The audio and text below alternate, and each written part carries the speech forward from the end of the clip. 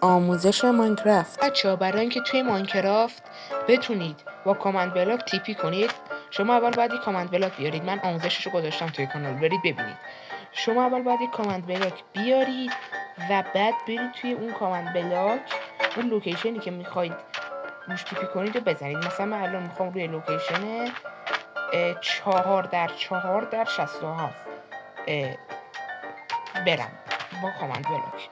اول میزنیم /tp@p. اگه میخواید خودتون فقط برید باید بزنید @p. اگه میخواید همه پلی را برن باید بزنید @e. حالا من زدم @p. بعد لوکیشن 467 و در 4. حالا یه دکمه میذاریم اینجا و میریم روش و دیدید که من تیپی شدم در اینجا.